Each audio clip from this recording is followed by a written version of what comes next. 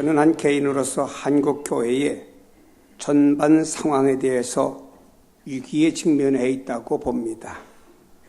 한국 교회가 사회와 사람들에게 미치는 영향력이 심히 미약하다는 사실 하나만 보더라도 심각한 상태라고 생각합니다. 교회가 무엇입니까? 교회는 바울은 간단히 이렇게 설명해 주고 있습니다. 에베소 1장 23절에 교회는 그의 몸이니 만물 안에서 만물을 충만하게 하시는 이에 충만함이니라. 교회는 하나님의 모든 영광으로 충만한 그리스도의 몸이다. 이렇게 정의를 하고 있습니다. 얼마나 영광되고 화려한 모습인가요? 하나님께서 세상의 모든 만물을 만드시고 하나님 보시기에 좋았더라고 했습니다. 그 모든 하나님의 영광, 그것이 그리스도를 통하여 교회에 가득 채워지는 것이 바로 교회라 이렇게 소개하고 있습니다. 그런데 오늘날 교회는 세상 앞에 절절매고 있습니다. 세상의 흐름과 도전 앞에 교회는 정지된 느낌이 듭니다. 장로인 분들이 대통령이 되고 교회의 중직자분들이 국가의 요직에 있을지라도 그들이 믿음의 사람으로서 멋지고 참다운 모습을 보인 경우가 없습니다. 오히려 두고두고 국민들의 원망을 듣습니다. 아마 어떤 사람은 역사의 길이길이 남으며 비난과 조롱을 받을런지도 모릅니다. 하나님의 영광으로 충만하여 세상을 주도하고 이끌어 나가야 될 교회가 무엇이 잘못된 것입니까? 하버드 대학교 역사 사회신학 교수인 하비 콕스라고 하는 분이 이분이 교수인데 이런 말을 했습니다. 하늘로부터 오는 불길이라는 책을 썼는데 그 책 내용 안에 보면 이런 말이 있습니다. 오늘날 21세기를 향한 많은 과학 문명으로 인해서 컴퓨터를 비롯한 인터넷, 전공, 전자공학 이런 것이 발전하면서 또 많은 사람들이 점점 쉬는 시간이 많아지면서 교회는 어려워지고 있습니다. 한국교회는 벌써부터 마이너스 성장에 접어들었고 그 마이너스 성장의 속도가 점점 탄력을 받아 내려가고 있습니다. 급속하게 성도의 수가 줄어든다는 이야기, 교회를 떠나는 그리스도인들이 점점 많아지고 있다는 이야기. 그러나 하비 콕스는 이런 말을 합니다. 하늘로부터 오는 불길이라는 책 속에서 애당초 교회는 성령의 역사로 시작된 것입니다. 이것은 사회적이고 정치학적이고 무슨 세계 변화와 관계가 있는 것이 아닙니다. 라고 역설을 주장을 했습니다. 이어서 말합니다. 성령의 역사, 성령의 은혜, 이로 인해서 교회가 존재하고 또 교회가 부흥하는 것입니다. 라고 하는 말을 했어요. 이 교수의 말을 빌린다고 하면 교회가 사회학적으로 혹은 정치적으로 어려움을 당하고 경제적으로 어려움을 당하고 사회가 변화되기 때문에 교회가 성장된다 안 된다 이게 아니라 이 말이에요. 교회의 시작은 성령으로 말미암아 시작되었기 때문에 아무리 세상의 변화와 흐름이 있다라고 해도 교회는 성령에 의해서 존재하고 성령에 의해서 부흥의 불길이 일어나야 된다라고 하는 이야기를 한 것입니다. 본문으로 돌아가 봅니다. 예수님은 교회에 대해서 단 한 문장으로 간단하게 말씀하고 있습니다. 오직 성령이 너에게 임하시면 너희가 권능을 받고 예루살렘과 온 유대와 사마리아와 땅끝까지 이르러 내 증인이 되리라 하시니라. 이 말씀 속에 교회에게 대한 비밀이 숨겨져 있습니다. 그 중에 하나는 오직 성령이 임하여야 된다고 강조하고 있습니다. 오직이라는 말, 헬라 말의 알라라는 말인데 조건적 연결사로 우리말로 말하면 만약 하지 않는다면 이런 의미가 지녀지고 있습니다. 다시 말해 만약 성령이 임하지 않는다면 뒤에 붙은 모든 조건들은 불가능하다는 말입니다. 성령이 임하지 아니하시면 권능을 받고 증인이 되는 건 불가능하다 이런 뜻이 되겠죠. 오직 성령이 임하심으로만 임하면 권능을 받고 증인이 되는 건 그 다음에 성령이 임하심으로 인해서 가능하다는 이야기입니다. 이 말씀 속에 이미 교회의 문제를 진단하고 있습니다. 교회는 조직도, 돈도, 상황도, 프로그램도 있지만 이것 갖고 교회가 되는 것은 아니라 이 말이에요. 그러나 반대로 모든 것이 없어도 오직 한 가지만 있으면, 바로 성령의 역사만 있으면 교회는 된다 하는 이런 의미가 숨겨져 있는 것입니다. 그러나 오늘날 한국교회는 자꾸 거꾸로 가고 있습니다. 지금 이 시대를 가만히 들여다보고 생각해 보세요. 성령의 관심은 사라집니다. 성령 충만에 대해서 사모하는 성도들이 없어요. 여건과 조건과 환경에 의해서 움직입니다. 이미 주님께서 안 된다고 결론을 내린 것을 사람들은 자꾸 집착하고 있는 거예요. 성령을 받고 그 다음에 나머지가 이루어져야 되는데, 성령의 임하심과 성령 충만하심은 외면해버리고 다른 것에만 집착하려고 하니까 이것은 안 된다 이 말입니다. 사랑하는 여러분, 그러니 사람들이 정작 관심을 둬야 될 것들은 관심 두지 않고 소홀히 여기고 있다고 하는 것입니다.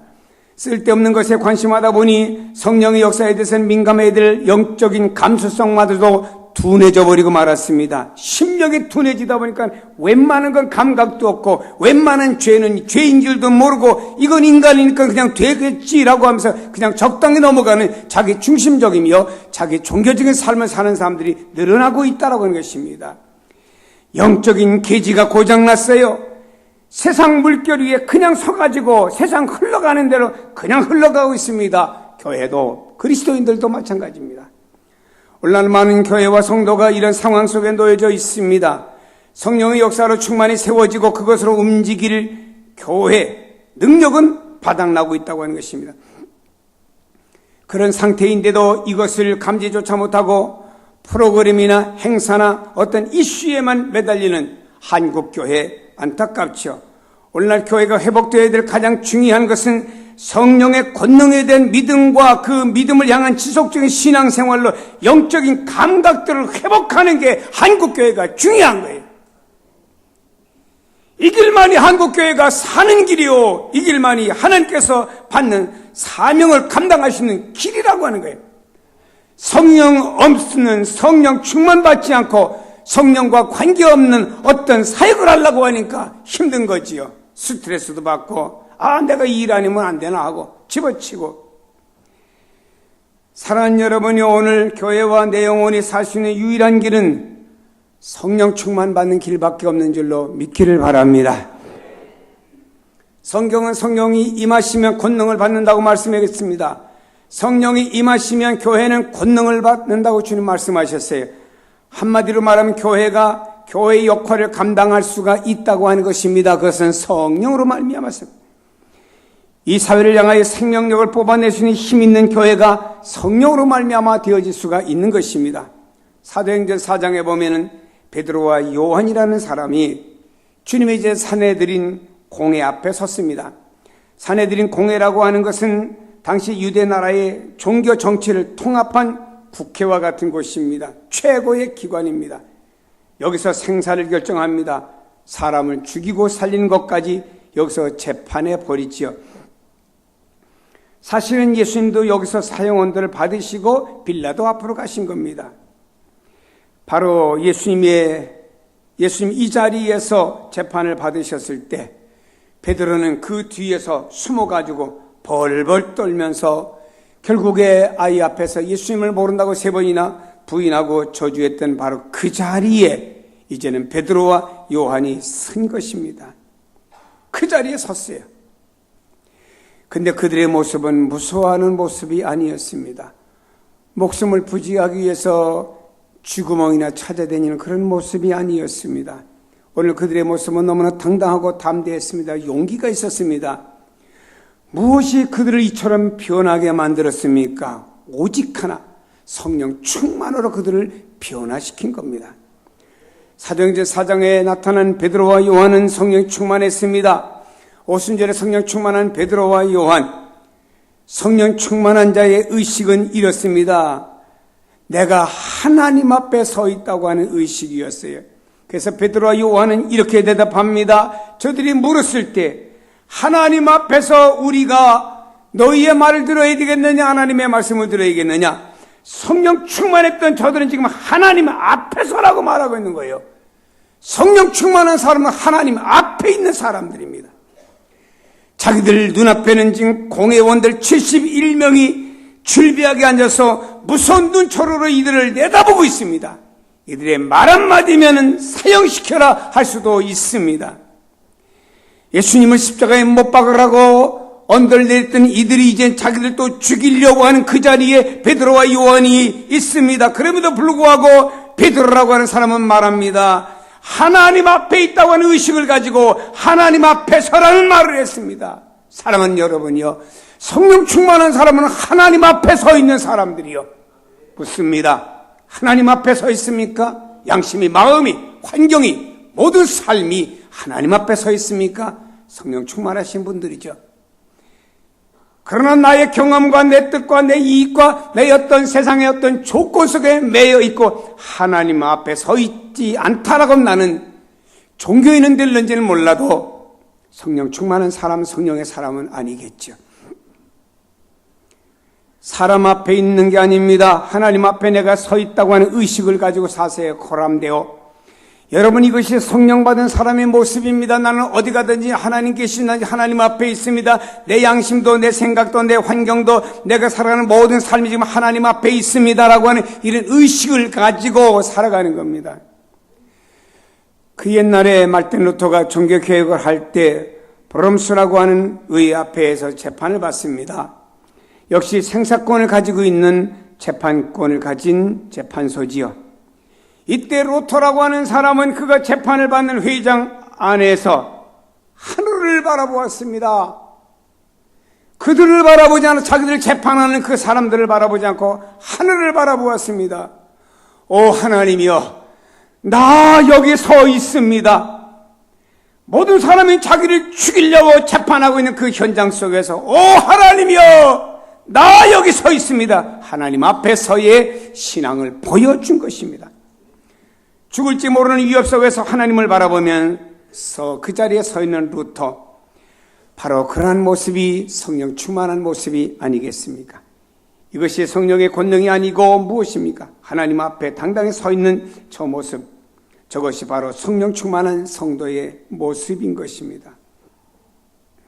만일에 곤못을 수나 쓰고 뇌물이나 먹고 불의함과 비리로 자기 자신을 배불리는 사람이 이런 모습으로 말할 수가 있겠습니까? 절대로 그럴 수가 없을 것입니다. 그러니 크리스찬들은 많아도 사회는 변하지 않고 오히려 지탄받고 비난받고 사회가 교회를 염려하고 있습니다. 하나님 앞에 있다고 하는 자기 자신의 존재의식을 통해서 자신을 극복하며 하나님을 향해 살 수 있게 하는 능력이 바로 성령의 권능입니다. 그러기에 성령의 권능 앞에 있는 사람은 자신의 처지나 상황이나 한계를 연연하지를 않습니다. 불의를 행하지도 않으며 핍박을 받을지언정 비난의 손가락질을 하지 않습니다. 초대 교회의 구성원의 70% 이상이 노예들이었습니다. 만약 그들이 자기 자신의 처지나 한계에 매여 있었다면 신세 한탄 외에 무엇을 했겠습니까? 하지만 저들은 자신의 한계를 뛰어넘었습니다. 70%의 노예 그룹이 있는 이 기독교가 로마를 무너뜨린 겁니다. 역사를 바꾸는 주역을 감당한 것입니다. 이것이 성령의 권능입니다. 성령의 역사가 없으면 교회와 성도는 자꾸만 한계에 매어 나갈 수밖에 없습니다. 여러분들이 말입니다. 예수를 믿고 믿음 생활하고 주일에 봉사하고 어떠다 왜 자꾸 한계에 얽매입니까? 그 이유는 여러분들 안에 성령의 능력이 없거나 충만하지 못하는 증거를 스스로 드러내는 거예요. 오늘날에 많은 사람들이 여건을 탓합니다. 환경을 탓합니다. 상황을 들먹거리며 여러 가지 말을 합니다. 왠가요? 성령의 능력을 힘입지 않고 내 생각 속에서 말하고 판단하고 살아가기 때문이에요. 저는 많은 교인들을 보지 않습니까? 환경이, 상황이, 여건이 속으로서 하나님, 이분이 성령 충만하지 못해요. 이분이 성령 충만하지 못하니까 이런 세상 것들만 자꾸 들먹거리고 있습니다. 초대교회는 70%가 노예였지만 그들이 성경 어느 곳에서도 그 노예들이 말입니다. 귀족 되게 해주세요 기도하지 않았습니다. 부자 되게 해주세요 기도하지 않았습니다. 자유하는 사람 되게 해달라 기도하지 않았어요. 여러분, 성경 보세요. 그런 기도가 있었는가? 없습니다. 오히려 성경에 이 노예들을 향하여 예배에서 바울은 말했습니다. 종도로 두려워하고 떨며 성실한 마음으로 육체의 상전들에게 순종하기를 그리스도께 하듯 하라. 눈가림만 하여 사람을 기쁘게 하는 자처럼 하지 말고 그리스도의 종들처럼 마음으로 하나님의 뜻을 행하고 기쁜 마음으로 섬기기를 주께 하듯 하고 사람에게 하듯 하지 말라고 바울은 권면했으며, 이렇게 함으로 하나님의 영광이 드러낼 수 있기 때문이라고 하는 것입니다. 노예 신분이니 처지, 또 내 처지가 오늘 어떠니 관계없습니다. 성령의 역사가 임하시면 그 영광을 이룰 수가 있다고 하는 것입니다.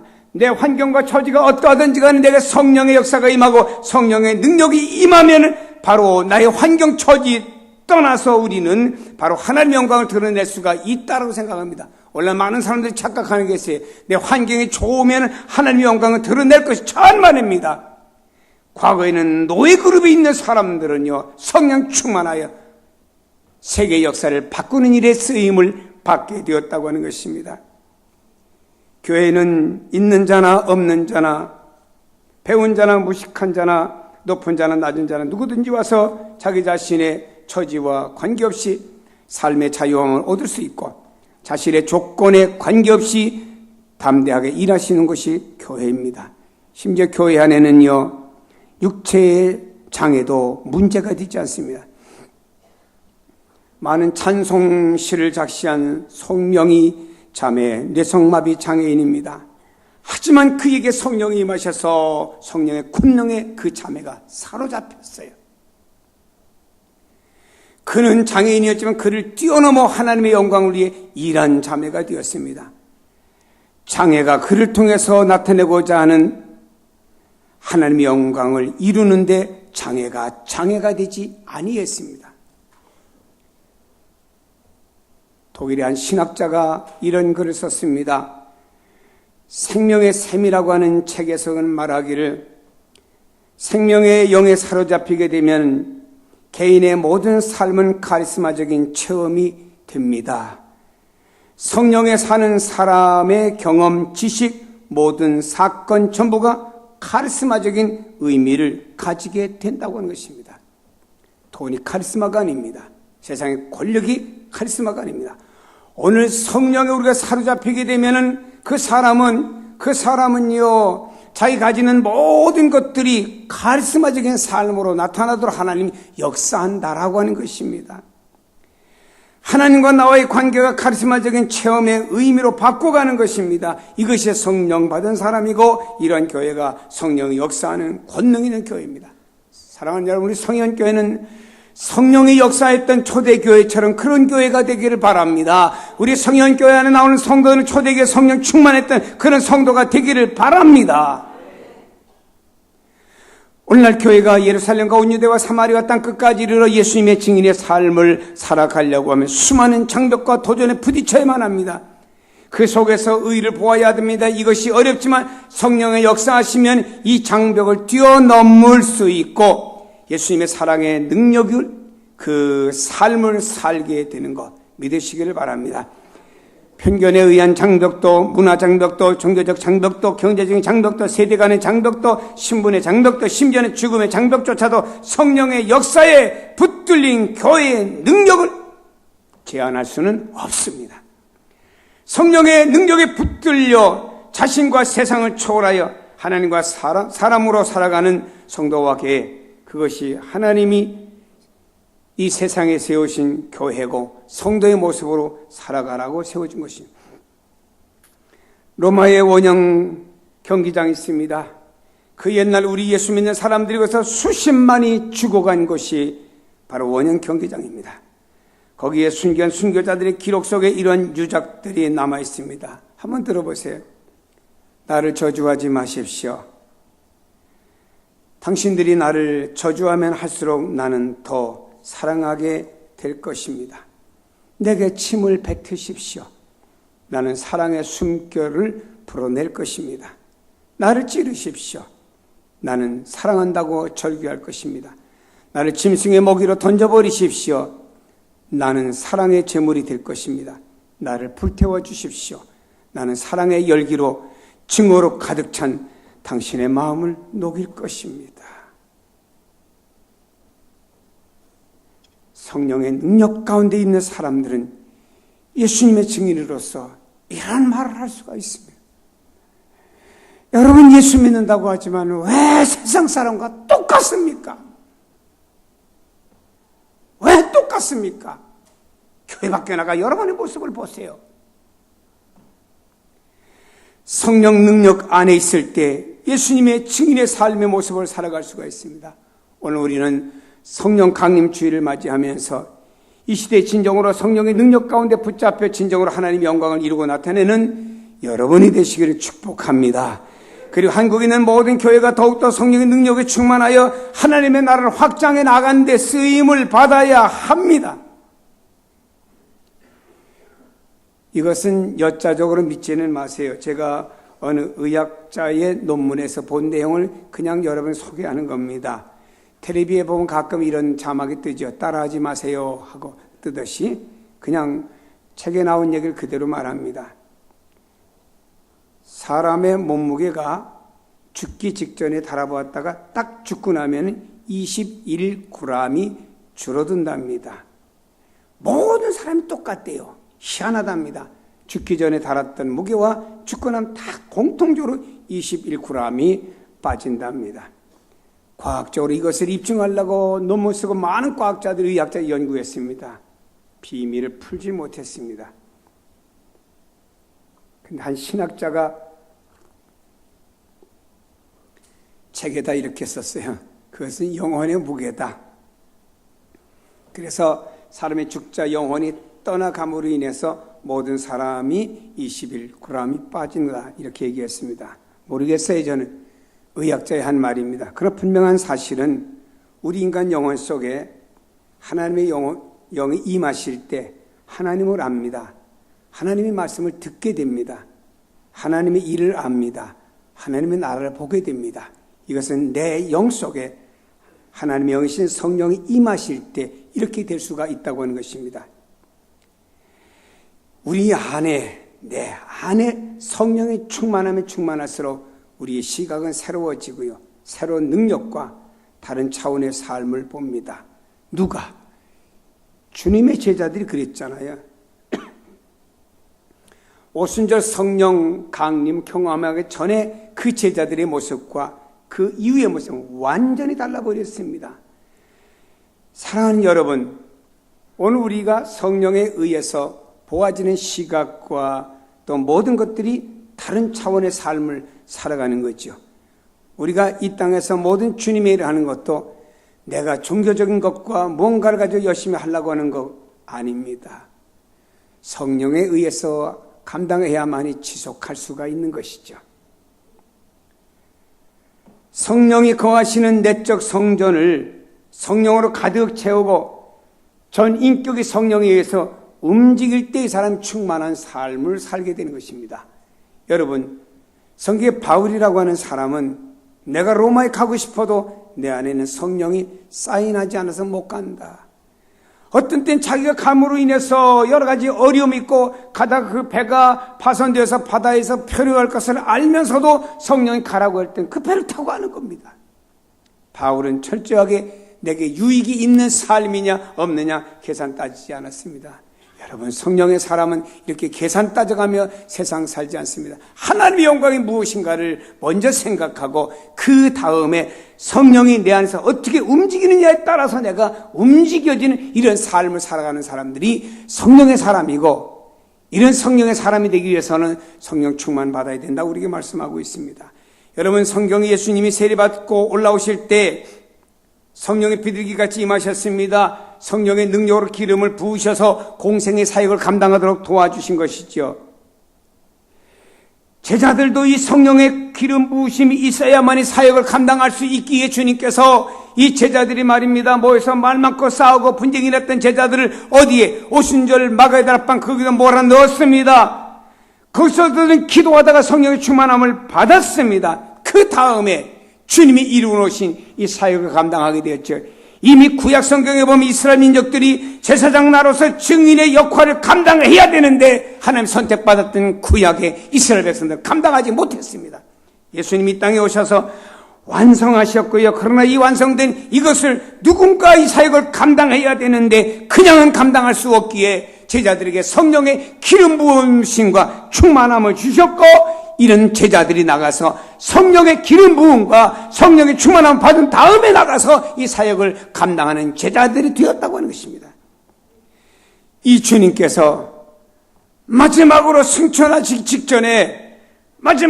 직전에 제자들에게 마지막에 유언과 같은 말씀을 남깁니다. 얘들아, 나는 승천에 하나님 나라로 올라가지만 오직 성령이 너희에게 임하시면 너희가 권능을 받고 예루살렘 온 유대 사마리아 땅 끝까지는 내 증인이 되라, 이렇게 말씀했죠. 여기 성경에 보면 성령이 너희에게 임하시면 너희가 누군가요? 우리입니다. 증거해야 될 모든 믿는 사람을 성경에는 너희에게라고 말씀했습니다. 또 말씀합니다. 너희가 권능을 받고 온 유대 사마리아 땅 끝까지는 내 증인이 되었죠. 여기 내 증인. 여러분, 인간의 개념이나 종교적인 아닌 그리스도의 메시지, 예수님의 메시지를 증거했습니다. 그래서 주님의 제자들을 볼 때 다른 거 증거하지 않았습니다. 예수님의 말씀을 성령이 생각나게 하시는 대로 그 제자들은 증거하였죠. 내 증인. 증인이라고 하는 말은요, 다른 말은 순교라는 말과 동의어입니다. 여러분요, 너희가 내 복음을 전하고 너희가 헌신하는 것은 순교하기까지 해라, 이런 말씀입니다. 사랑하는 여러분이요, 오늘 우리가 다시 한번 이 말씀을 보면서 오늘 우리는 예수를 믿는다고 하면서 어떻게 보면 종교인과 같은 모습이 우리 안에 너무너무나 많이 있음을 보게 됩니다. 신앙의 주인도 납니다. 봉사의 주인도 납니다. 세상의 주인도 납니다. 삶의 주인도 납니다. 모든 것의 주인이 나에 의해서 다 우지좌지됩니다.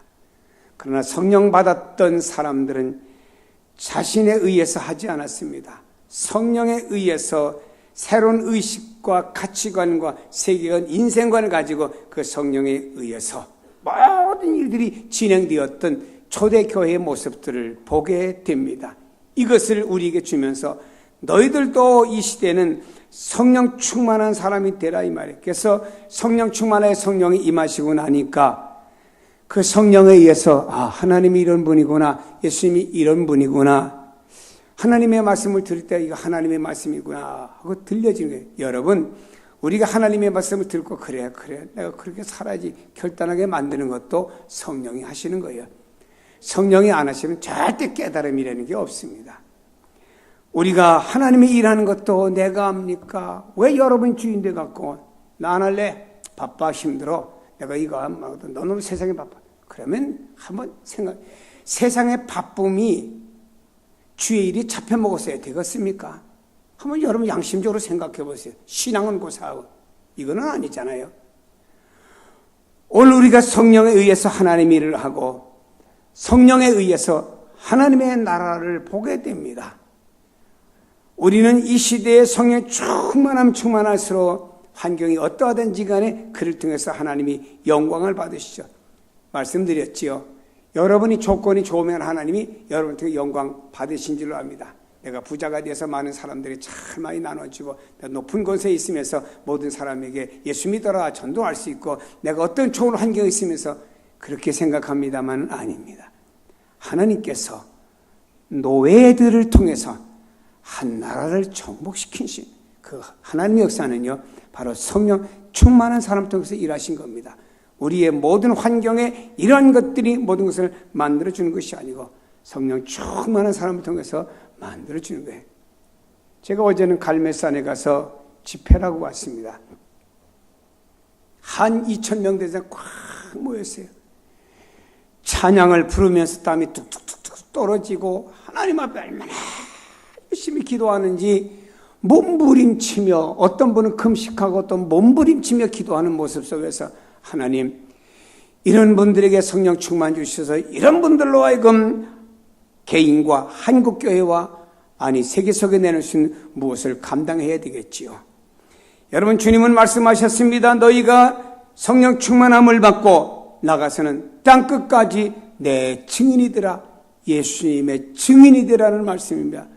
우린 가까이 가정에서부터 주변의 모든 사람들에게 예수의 증인이 되어져야 됩니다. 여러분 가정에서 예수의 증인이 되어져야 됩니다. 여러분 가정에서 다른 식구들이 아파서 병원에 응급실 가면 몸부림치고 발을 동동 구르면서 어떻게 하냐고 몸부림치는 사람들이 왜 가정의 식구들 가운데 아직까지 주님을 안 믿는데 주님 앞에 나와 기도하며 몸부림치지 않습니까? 이게 있어야 되지 않겠어요? 가까운 데부터 우리는 먼 곳에 저 세계에 나가 있는 모든 사람에게까지 우리는 복음을 전한 일에 쓰임받는 성도가 되어야 되지 않겠습니까? 저는요, 지난 주간에 탄자니아에서 사역하는 한 선교사님을 만났습니다. 거기는요, 모슬렘 지역입니다. 그분은 거기서 학교를 운영하셔요. 학교를 운영하시는데 그분이 저한테 정일용 총장님 오셔 강의 좀 해야 된다고 부탁하고 갑니다. 근데 말입니다, 그분이 하는 얘기가 이 학교를 통해서 와서 그들이 예수님을 만나고 모슬렘들이 둘렀던 뭐 있잖아요. 다 불러가지고 팽개치고 예수 이름으로 나간답니다. 그때 이 선교사의 가슴이 터질 것 같고 폭발할 것 같은 뜨거운 마음이 솟아난다고 그런 얘기합니다. 그렇습니다. 그 선교사님은 선교지에 간 지 27년이 되었습니다. 아직까지 고생의 밑바닥에서 움직이고 있는 선교사님이죠.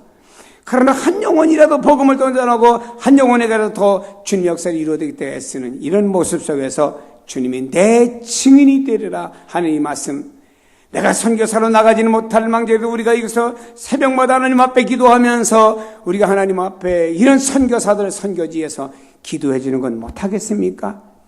사랑하는 여러분, 말씀을 맺겠습니다. 오늘 성령 강림 주일입니다. 내 인생의 주인 내가 아닙니다. 하나님이십니다. 내 살아가는 크고 작은 모든 일 진행되는 건 내가 하는 것이 아니고 하나님이 하셔야 됩니다. 이러기 위해서는 우리가 성령 충만 받을 때 그분의 뜻을 알 수가 있고 그분의 영광을 드러낼 수가 있습니다. 우리는 하나님의 말씀을 믿고 주여 성령 충만 받아야 될 사람은 납니다. 하나님 앞에 부르짖어 여러분의 충만한 사람 되어서 여러분을 통해서 오늘날에 어두워지는 이 사회가, 어두워지는 교회가, 요즘에 주변에 어두워지는 모든 사건들이 밝아지는 역사가 여러분을 통해 나타나기 주의 이름으로 축복합니다. 기도하십니다.